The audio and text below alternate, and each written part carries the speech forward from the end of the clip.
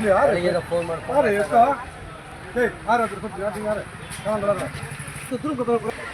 ಎಲ್ರಿಗೂ ನಮಸ್ಕಾರ.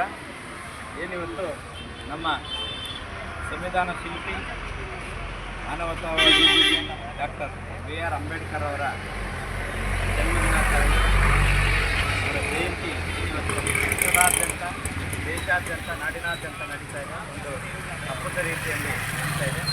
ಇದಕ್ಕೆಲ್ಲ ಕಾರಣ ಒಂದೇ, ಅವರು ಎಲ್ಲ ವರ್ಗದವರಿಗೂ, ಎಲ್ಲ ಬಡವರಿಗೂ, ಎಲ್ಲ ವರ್ಗದವ್ರಿಗೆ ಅನ್ನೋದಕ್ಕಿಂತ ಎಲ್ಲ ಬಡವರಿಗೆ ಮತ್ತು ದೀನ ದಲಿತರಿಗೆ, ಹಿಂದುಳಿದ ವರ್ಗದವರಿಗೆ ಅವರು ಮೀಸಲಾತಿಯನ್ನು ಕಲ್ಪಿಸಿ ಎಲ್ಲ ಕ್ಷೇತ್ರಗಳಲ್ಲಿ, ಉದ್ಯೋಗ ಕ್ಷೇತ್ರ ಆಗಿರ್ಬೋದು, ಶಿಕ್ಷಣ, ಎಲ್ಲದರಲ್ಲೂ ನಾನು ಮೀಸಲಾತಿಯನ್ನು ಮುಂದೆ ಹೋಗೋದಕ್ಕೆ ಅನುಕೂಲ ಮಾಡ್ತಿದ್ದಾರೆ. ಅದಕ್ಕೆ ಅವರ ಹೆಸರು ಇವತ್ತು ವಿಶ್ವದಾದ್ಯಂತ ಕೊಂಡಾಡ್ತಾ ಇದ್ದಾರೆ.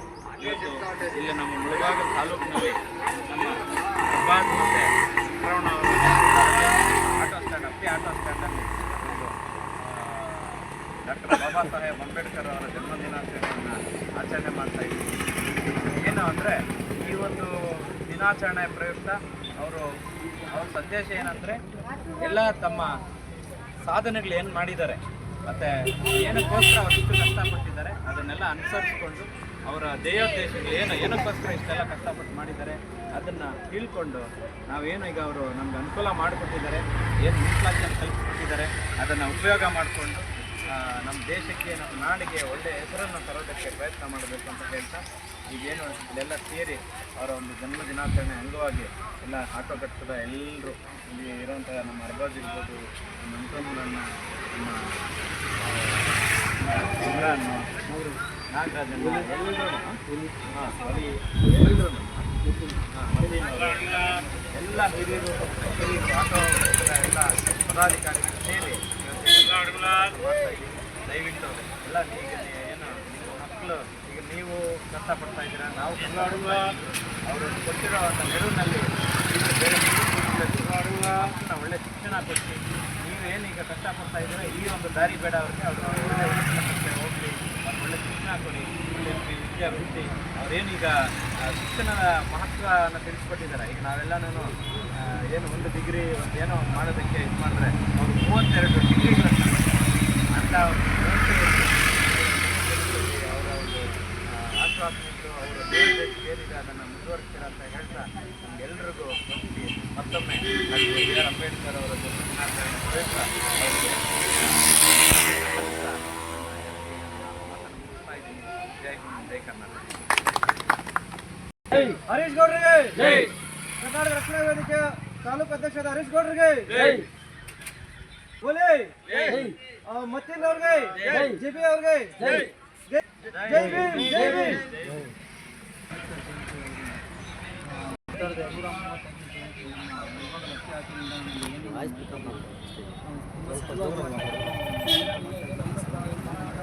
ಮುಂದಿನ ವರ್ಷ ಇನ್ನೂ ನಾವು ಅದ್ದೂರಿಯಾಗಿ ನಾವು ಅದ್ದೂರಿಯಾಗಿ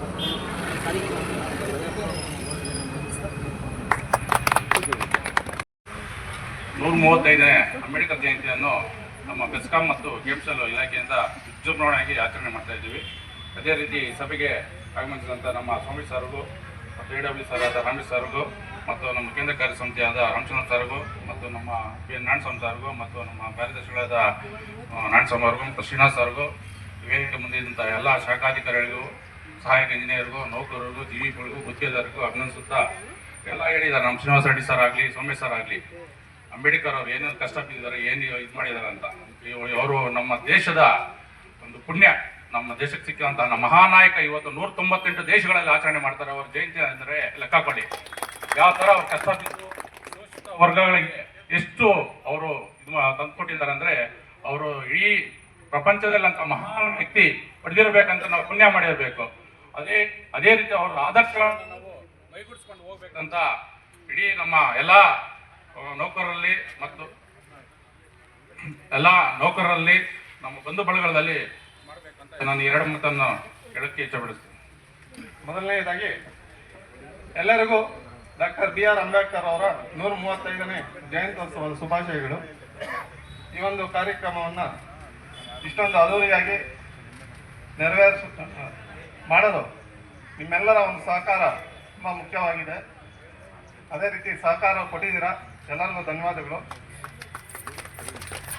ಅಂಬೇಡ್ಕರ್ ಅವರು ದ ಸಿಂಬಲ್ ಆಫ್ ನಾಲೆಡ್ಜ್, ಜ್ಞಾನಕ್ಕೆ ಒಂದು ಚಿಹ್ನೆ BR ಅಂಬೇಡ್ಕರ್ ಅವರು. ಅವರ ಒಂದು ಆದರ್ಶಗಳನ್ನು ನಾವು ಮೈಗೂಡಿಸ್ಕೊಂಡು ನಮ್ಮ ಒಂದು ಜೀವನವನ್ನು ರೂಪಿಸ್ಕೋಬೇಕಂತ ಹೇಳ್ಬಿಟ್ಟು ಈ ಸಂದರ್ಭದಲ್ಲಿ ತಿಳಿಸ್ತಾ ನನ್ನ ಮಾತು ಮುಗಿಸ್ತಾ ಇದ್ದೀನಿ. ಜೈ ಹಿಂದ್, ಜೈ ಅಂಬೇಡ್ಕರ್, ಜೈ ಭೀಮ್. ಪಾಪ ನಾವು ಅವರಿಗೆ ಒಳ್ಳೆ ಇದನ್ನ ಇದು ಮಾಡಬೇಕು. ಈ ಒಂದು ಕಾರ್ಯಕ್ರಮಕ್ಕೆ ಅಧ್ಯಕ್ಷತೆ ಕೊನೆ ಇದು ಮಾಡಿದ್ದಾರೆ. ಯಾಕಂದ್ರೆ ಅಂಬೇಡ್ಕರ್ ಜಯಂತಿ ಹೇಳಿದ್ರೆ ಇನ್ನೂ ಜಯಂತಿಗಳಿರುತ್ತೆ, ಇನ್ನೂ ಅವ್ರು ಜೂನಲ್ಲಿ ಆಗ್ತಾರೆ ಪಾಪ, ಇನ್ನೂ 2-3 ಇರುತ್ತೆ ಅವ್ರ ಜಯಂತಿಗಳು ಇರಲಿ ಅಂತ ಹೇಳಿ. ಯಾಕಂದರೆ ಒಳ್ಳೆಯವರು ಅವ್ರು ಮಾತಾಡ್ಬೇಕಂತ ನಾವು ಎಲ್ಲರ ಮುಖಾಂತರ ಹೇಳಿದರು. ನಮ್ಮ ಸೋಮೇಶ್ವರರು ಬಾಬಾ ಸಾಹೇಬ್ ಅಂಬೇಡ್ಕರ್ ಬಿದ್ದಂತಹ ಕಷ್ಟ ನೋವುಗಳು, ಅವರು ಅನುಭವಿಸಿದಂಥ ಎಲ್ಲ ಇದನ್ನು ತಮ್ಮ ಭಾಷಣದಲ್ಲಿ ಸೊಗಸಾಗಿ ವಿವರಿಸಿದ್ದಾರೆ. ಹಾಗೂ ನಮಗೆ ಕೆಲವೊಂದು ಮಾಹಿತಿಗಳನ್ನು ಸಹ ನಾವು ಈಗ ತಿಳ್ಕೊಂಡಿದ್ವಿ.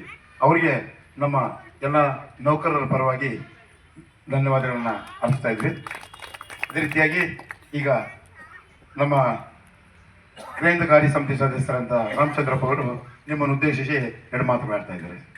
ಸಾಹೇಬ್ರೆ ಮತ್ತು ನಮ್ಮ ಸಹಾಯಕ ಕಾರ್ಯದರ್ಶಿ ಮತ್ತು ಪ್ರಾಥಮಿಕ ಸಮಿತಿಯ ಅಧ್ಯಕ್ಷರಾದ ಸುನೀಲ್ ಅವರೇ, ನಾರಾಯಣ ಸ್ವಾಮಿ ಅವರೇ ಮತ್ತು ಆತ್ಮೀಯ ನೌಕರ ಬಂದರೆ, ಇಷ್ಟೊತ್ತು ನಮ್ಮ ಶ್ರೀನಿವಾಸ ರೆಡ್ಡಿ ಸಾರು ಮತ್ತು ಸೋಮೇಶ್ ಸಾರು ಅಂಬೇಡ್ಕರ್ ಬಗ್ಗೆ ವಿಸ್ತೃತವಾಗಿ, ಅಂದರೆ ಅವರು ಹುಟ್ಟಿದಾಗಿಂದ ಹಿಡಿದು ಕೊನೆಯ ತನಕವರೆಗೂ ಏನು ಸಾಧನೆ ಮಾಡಿದ್ದಾರೆ, ಎಷ್ಟೆಷ್ಟು ಅವಮಾನ ಅನುಭವಿಸಿದ್ದಾರೆ, ಎಲ್ಲೆಲ್ಲಿ ಯಾವ ನಮ್ಮ ಹಿಂದುಳಿದ ವರ್ಗ ಇರ್ಬೋದು, ದಲಿತರು ಇರ್ಬೋದು, ಈ ಒಂದು ಎಲ್ಲೆಲ್ಲಿ ಎಡವಿದ್ದಾರೆ ಅವ್ರಿಗೆಲ್ಲ ಎಲ್ಲೆಲ್ಲಿ ನ್ಯಾಯ ಕೊಡಿಸ್ಬೇಕು ಅಂತ ಹೇಳ್ಬಿಟ್ಟು ಪ್ರತಿಯೊಂದು ವಿಷಯವನ್ನು ಕಾನೂನು ಮುಖಾಂತರನೇ ಅರಿದು ಅದನ್ನು ನಮ್ಮ ಸಂವಿಧಾನ ಮೂಲಕ ಎಲ್ರಿಗೂ ಅನುಕೂಲವಾಗುವಂತೆ ಮಾಡಿಕೊಟ್ಟಿದ್ದಾರೆ. ಅವರ ಎಷ್ಟೇ ಆದರೂ ಕೂಡ ಸಂಘರ್ಷಕ್ಕೆ, ಎಷ್ಟೇ ಅವಮಾನ ಆದರೂ ಕೂಡ ಅಂಬೇಡ್ಕರ್ ಎಲ್ಲೂ ಕೂಡ ಸಂಘರ್ಷಕ್ಕೆ ಅವಕಾಶ ಮಾಡಿಕೊಟ್ಟಿಲ್ಲ. ಅವ್ರದ್ದು ಏನಿದ್ರು ಕೆಲಸ ಕಾರ್ಯ. ಅದಕ್ಕೆ ಹೇಳೋದು, ಮನುಷ್ಯನು ಹುಟ್ಟುವಾಗ ಹೆಸರಿರಲ್ಲ, ಉಸಿರು ಮಾತ್ರ ಇರುತ್ತೆ. ಹುಟ್ಟುವಾಗ ಉಸಿರು ಮಾತ್ರ ಇರುತ್ತೆ, ಹೆಸರಿಲ್ಲ. ಸಾಯುವಾಗ ಹೆಸರಿರುತ್ತೆ, ಉಸಿರಿರಲ್ಲ ಅನ್ನೋದು. ಅದಕ್ಕೆ ಆ ಹೆಸರು ಚಿರಕಾಲ ಇರುತ್ತೆ ಅನ್ನೋದಕ್ಕೆ ಇದೊಂದೇ ಒಂದು ಅಂಬೇಡ್ಕರ್ ಸಾಕ್ಷಿ.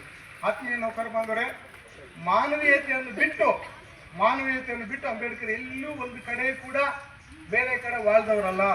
ಓನ್ಲಿ ಅವರ ಉದ್ದೇಶ ಮಾನವೀಯತೆಯ ದೃಷ್ಟಿ, ಮಾನವನಿಗೆ ಏನೇನಾಗಬೇಕು, ಮಾನವನಿಗೆ ಎಲ್ಲಿ ಕೆಳಗಡೆ ಇದ್ದಾನೆ, ಅವನಿಗೆ ಏನು ಅನುಕೂಲ ಆಗಬೇಕು ಅನ್ನೋದು ಒಂದೇ ಒಂದು ಮನಸ್ಸಲ್ಲಿ ಇಟ್ಕೊಂಡು ಈ ಸಂವಿಧಾನವನ್ನು ಬರೆದಿದ್ದಾರೆ. ಇಲ್ಲಿಂದವರೆಗೂ ನಾವು ಏನು ಅವ್ರನ್ನ ಹೊಗಳ್ತೀವಿ ತೆಗಳ್ತೀವಿ ಅಂತಲ್ಲ, ನಾವು ಅವ್ರನ್ನ ತೆಗಳ್ಬೇಕು ಹೊಗಳಿಬೇಕು ಅಂದರೆ ಅವ್ರ ಆದರ್ಶಗಳನ್ನು ನಾವು ಪಾಲನೆ ಮಾಡಿದಾಗ ಮಾತ್ರ ಅವ್ರಿಗೆ ಬೆಲೆ ಕೊಡ್ದಂಗಾಗುತ್ತೆ, ಅವ್ರ ಕಾನೂನು ಬೆಲೆ ಕೊಟ್ಟಂಗಾಗುತ್ತೆ. ಅದು ಬಿಟ್ಟು ನಾವು ಏನೇನೋ ಮಾಡಿ ಬೇರೆ ಮಾಡಿ ಇಲ್ಲಿ ಬಂದು ಹೂನರಾಗಲ್ಲ. ಅವ್ರ ಆದರ್ಶಗಳು ನಾವು ಮೈಗೂಡಿಸ್ಕೋಬೇಕು. ನಾವು ಅವ್ರ ತತ್ವಗಳನ್ನು ಪಾಲನೆ ಮಾಡಿದಾಗ ಮಾತ್ರ ನಾವು ಅಂಬೇಡ್ಕರ್ಗೆ ನಾವು ಜಯಂತಿ ಮಾಡ್ದಂಗಾಗುತ್ತೆ, ಅವ್ರ ಗೌರವ ಕೊಟ್ಟಂಗಾಗುತ್ತೆ. ಅದಕ್ಕೋಸ್ಕರ ಈ ಒಂದು ಸಮಯಾವಕಾಶ ಕಡಿಮೆ ಇರೋದ್ರಿಂದ ನಮ್ಮ AW ಅವ್ರು ಮಾತಾಡಬೇಕು. ಅದಕ್ಕೋಸ್ಕರ ಈ ಒಂದು ಎರಡು ಮಾತಾಡೋ ಅವಕಾಶ ಮಾಡಿಕೊಟ್ಟಂತ ನಿಮ್ಮೆಲ್ಲರಿಗೂ ಧನ್ಯವಾದಗಳು.